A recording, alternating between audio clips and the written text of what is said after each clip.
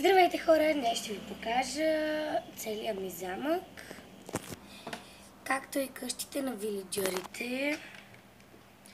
Сега малко е тесничко, но пак уютно е. Ох, това е за излизане навънка, извинете. И така,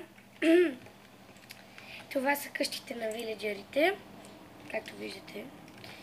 Ето тук, малко трудно беше да направя с ето това блокче, крафтинг тейбъла, където знаете, че се прави с него. Но го направих.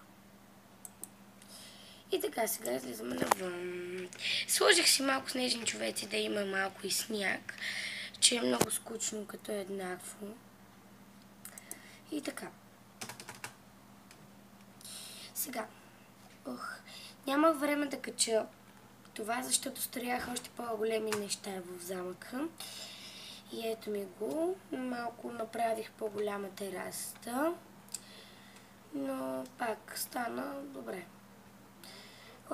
И така. Сега отиваме пред вратата. Ето я величествената врата. Сега влизаме вътре.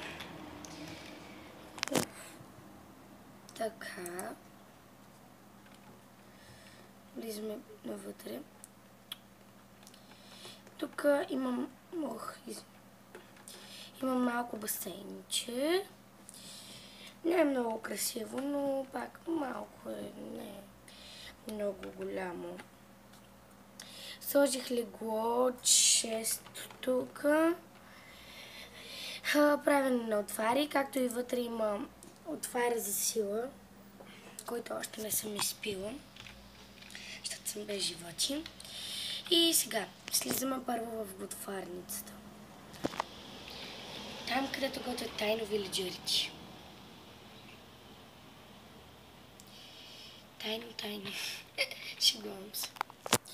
И така, това е месото, нали, супите, всичко, сте торти, нали, там където се пече и да. Сега се качваме нагоре.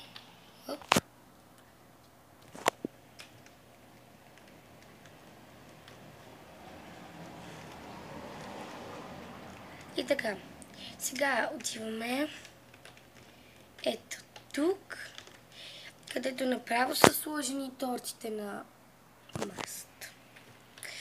Цветната ни масичка. Тук сега няма да влизам вътре, но виждате, че имаме много прасета, зайци, агнета. И така. Сега се качваме на горната ни така желана тераса. Ето е и нея, ето качихме се от тук. Ето е и нея. Вижда се всичко. И така сега.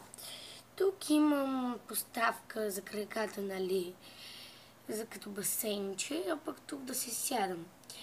И да, и както виждате, това е целият ми замък. Ако искате, пишете в коментарите, ако искате да го подобря и да стане още по-голям и да ви покажа. Както желаете, но на никой не съм показвала тази къщичка, но ще направя изключение.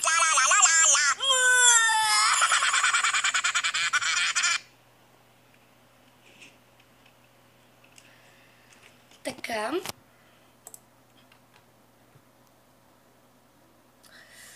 Ще ви покажа тайната ми барлога.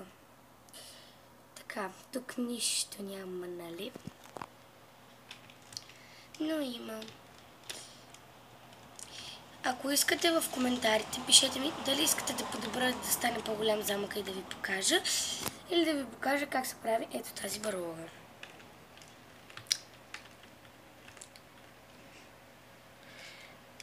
Лесно е. Може да й дадете нови идеи, какво да направя. Мога да направя цял град или хотел. Пишете каквото желаете и да, това е от мен. Довиждане, до скоро!